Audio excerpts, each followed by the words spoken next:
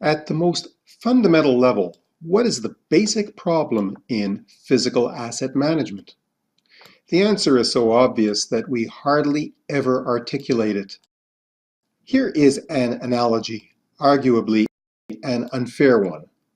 The gambler feeds coins to a slot machine.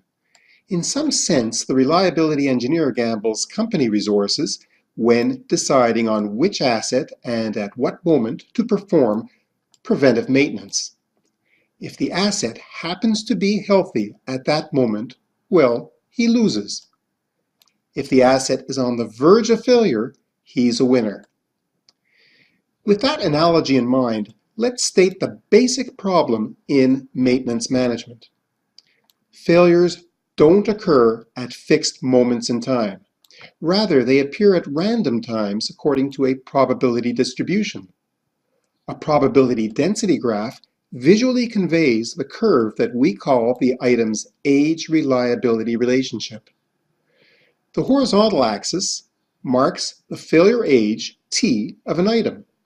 The vertical axis represents the probability that the item will fail in a short time interval around age t.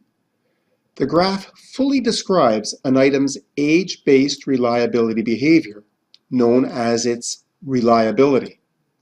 Often we try to approximate an item's reliability by its average failure age, called mean time to failure, or MTTF. Mathematically, it's known as the expected time to failure.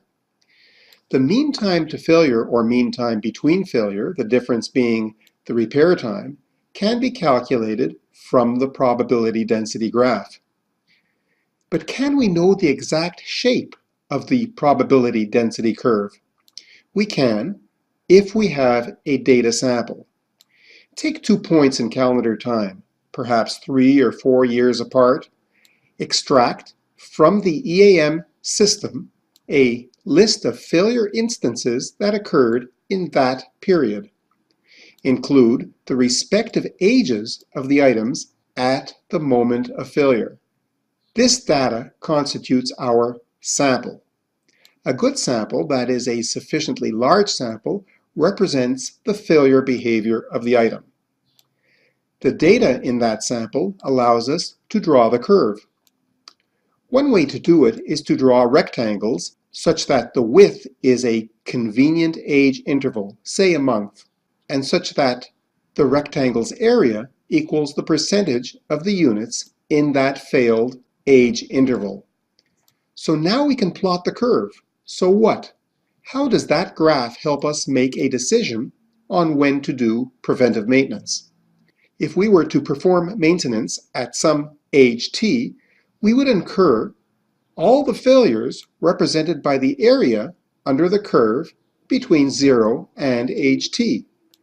Let me propose a way to circumvent this inherent limitation of performing maintenance based solely on an item's age. Imagine that instead of a wide distribution, our failures occur according to this narrow distribution. The maintenance engineer's job would be much easier, wouldn't it? He could schedule maintenance just prior to T1 with a high degree of confidence that the preventive renewal, or PM, would occur at the optimal moment.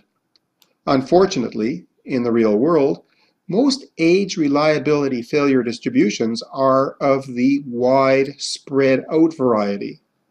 How then can the reliability engineer develop policies for the optimal timing of maintenance? Let's pose the question in another way. How can the reliability engineer change the rules of the game in order to avail himself of narrow probability distributions for confident decision making? He begins by introducing another dimension that he believes is relevant to the probability of failure. The relevant dimension could be, for example, the parts per million of iron dissolved in a sample of oil taken from the crankcase of an engine. Then he replots the failure distribution as before, but this time he includes only those life cycles having, prior to failure, a value of dissolved iron greater than, say, 100 parts per million. Assuming that iron is a significant risk factor, the data will result in the desirable narrow distribution upon which to make a confident maintenance decision.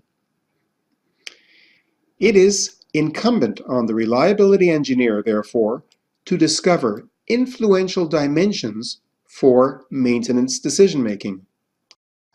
Adding significant dimensions, called condition indicators, to the maintenance decision process is known as condition-based maintenance.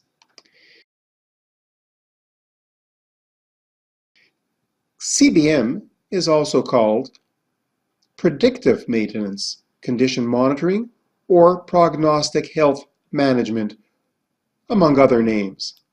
Although there are subtle differences among programs with these various titles, they all mean essentially the same thing: the gathering, processing, and analyzing of relevant data and observations in order to make one of these decision choices: either intervene immediately and conduct maintenance on an equipment at this time, or plan to conduct maintenance within a specified time, or defer the maintenance decision until the next CBM evaluation. The optimized CBM decision process considers not only the probability of the failure in the upcoming time interval, but also the severity, that is, the consequences of the failure. In this course, we will learn how to set up an optimal CBM model-based decision strategy. We'll learn how to achieve reliability from data by 1. Ensuring systematic, analytic-grade age data, and 2. Applying reliability analysis techniques to that data. Thank you.